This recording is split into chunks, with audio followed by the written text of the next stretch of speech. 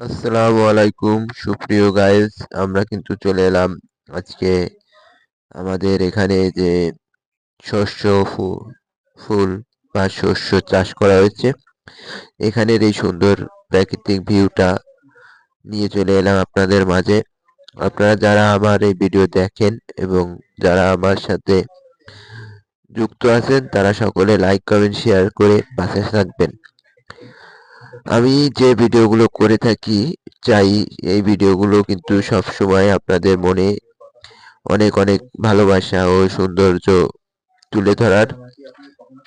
আমার এই ভিডিওতে এই গ্রাম বাংলার সৌন্দর্যকেই তুলে ধরার চেষ্টা করি, যা আমরা অনেকেই আছেন কর্মব্যস্ততার কারণে উপভোগ করা হয় না। তাই আর কি আমরা চাচ্ছিলাম আমার এই ভিডিওর মাধ্যমে আপনাদের গ্রাম বাংলার দৃশ্যগুলো একটু হৃদয়ে অনুপ্রেরিত হোক, গ্রাম বাংলাকে ভুলে না যান। এবং আমার প্রবাসী অনেক ভাই ও বোনেরা আছেন যারা প্রবাসে কর্মব্যস্ততার কারণে দেশের এই সৌন্দর্যকে উপভোগ করতে পারে না। এই জন্য আর কি এই ভিডিওগুলো করা, যাতে আমার প্রবাসী ভাই ও বোনেরা একটু দেশের গ্রাম বাংলার দৃশ্যটা উপভোগ করতে পারে। সুপ্রিয় দর্শক ও গাইজ, আপনারা কিন্তু আমার সাথে থাকবেন সব সময়, লাইক কমেন্ট শেয়ার করে পাশে থাকবেন এবং আমার ভিডিওগুলো কেমন লাগে কমেন্ট করে জানাবেন।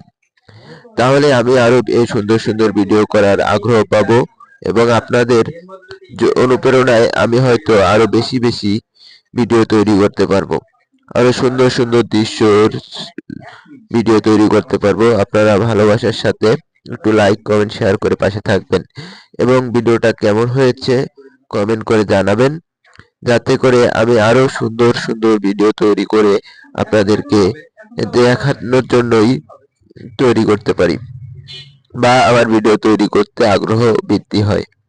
আপনাদের ভালোবাসায় আমি যেন আগাতে পারি, আমাকে সফলতার পথে আগাতেই হবে এই লক্ষ্য কিন্তু নয়, তবে আপনাদের ভালোবাসাটাই সবচেয়ে বেশি। আপনাদের ভালোবাসায় আমি হয়তো একসময় আমার লক্ষ্যে কিন্তু পৌঁছে যাব এবং লক্ষ্য নিয়ে অনেক বড় কিছু করার চিন্তা ভাবনা নাই, যা আছে সংক্ষিপ্ত আকারেই।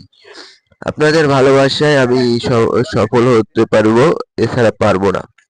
সফলতার গল্প কিন্তু বেশি নয়, কিন্তু আপনাদের এই ভিডিওটা কেমন লাগছে কমেন্ট করে জানাবেন এবং বেশি বেশি করে আমার প্রবাসী ভাই ও বোনরা লাইক কমেন্ট করবেন, যারা এখন বিদেশে থেকে এই মৌসুমে শস্য ফুলটা খুব কাছ থেকে উপভোগ করতে পারছেন না।